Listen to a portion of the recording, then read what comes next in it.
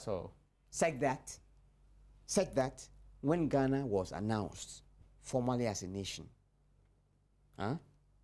on the eve of the 6th of March, 1957, they were missing. Missing how? They were missing. Look, I'm sure you've seen clips of the event. Yes. I'm sure you saw the CPP people. members together, Kwame Nkrumah, that were there. Yes. Yes. Because the contested election, they didn't win the election. In fact, the UGCC had disappeared by 1952. When After Nkrumah became leader of government business, really. Yes, I'm saying that because they were walloped. They were rejected by the people in the elections of 1951. Out of 38 seats, they got 2. I think the Togo, this thing also got 2. 34 went to the CPP. They were rejected by the people. Right here in Accra, the people of Accra Central, where Nkrumah stood. Voted Nkrumah. Right? Yeah. Right? Out of 23,000 something votes, Obache Lante's father got 200 and something, 30. They were rejected soundly by the people of the Gold Coast in 1951. They were rejected in 1954. They were rejected in 1956.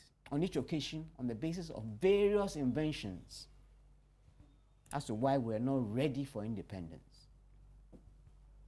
When the motion of destiny was moved, they boycotted Parliament. But you know, the most significant event in all of this, because the president chose to say that the 4th of August was the most significant. It cannot be true. In terms of what galvanized the Gold Coast people, the most significant event happened on the 28th of February, 1948. A few days before that time, Nkrumah and Dankwa had gone to address a meeting of ex-servicemen at Palladium.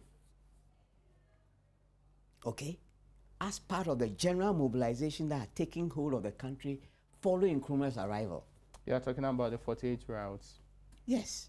I'm saying that it was that event coming in the middle of events that had started in the Gold Coast following and consequent upon Nkrumah's arrival. And they make this big point about Nkrumah having been invited. Yeah. Ticket being paid for. Never mind.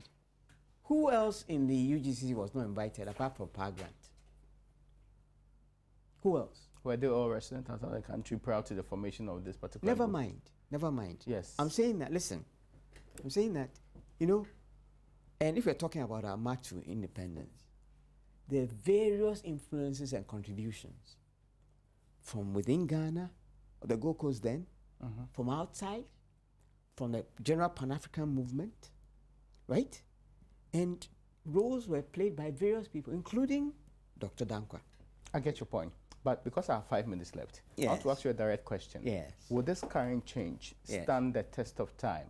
And I've been chronicling why we had 24 February Yes. as a holiday. Yes. And we had January 13 as a holiday. Yes. We've had June 4th and Yes. also December 31st as holidays. Yes. All of these do not exist today as holidays. Precisely. So I'm asking, will this particular date and August 4 and all of these relations stand the test of time? Oh, you already answered your question.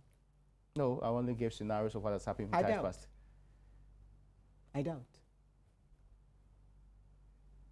But it's immaterial as far as I'm concerned. I'm making the point that you didn't allow me to develop the point I was making. I'm saying that the most significant thing that shaped the course of the struggle, the seminal event, was the shooting of the ex-servicemen. I'm saying that the ex-servicemen had been addressed by Nkrumah and Dankwa a few days earlier. Consequent upon that, based on their new understanding, their new consciousness, that the struggle will not be sorted out through writing gentle letters to the Queen, but through struggle. Okay. That there's no history of any people having won their freedom through the benevolence of the oppressor. It has never happened in history. It will never happen. But that was the path that Dankwa and Co had chosen.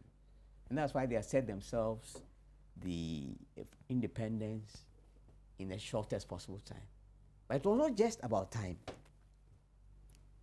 Nkrumah's project was different, not only in demanding independence now, but also in content.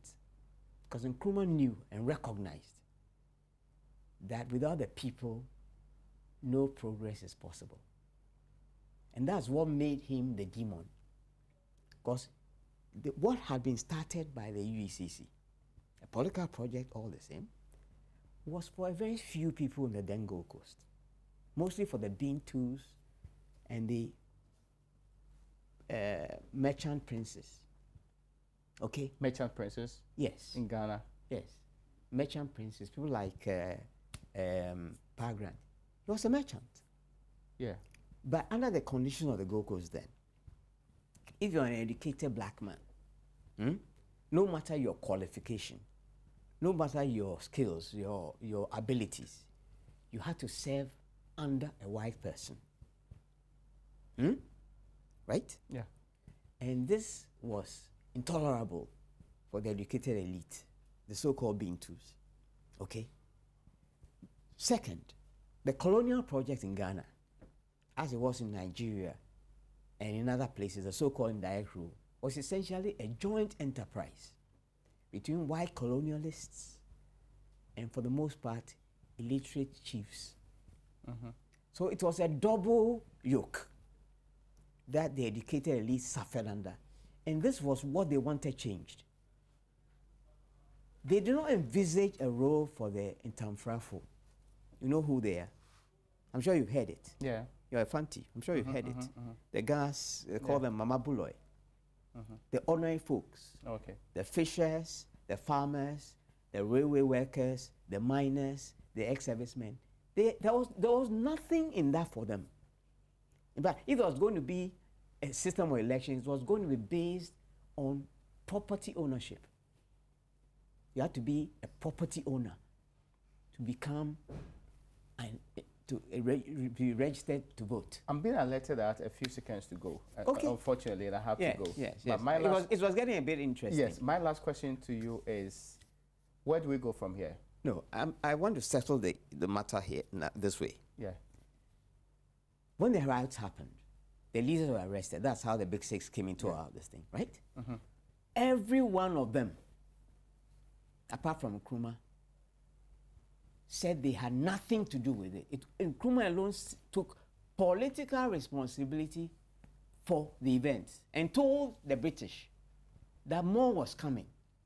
But anywhere else, he could have been hanged. He could have been hanged for that thing, as happened to the Mau Mau in Kenya. Okay. Right? It was a capital offense. So these cowards said they had nothing to do with it. In fact, they accused Nkrumah of putting them into jeopardy. And they told the Watson Commissioner they had nothing to do with it. So now,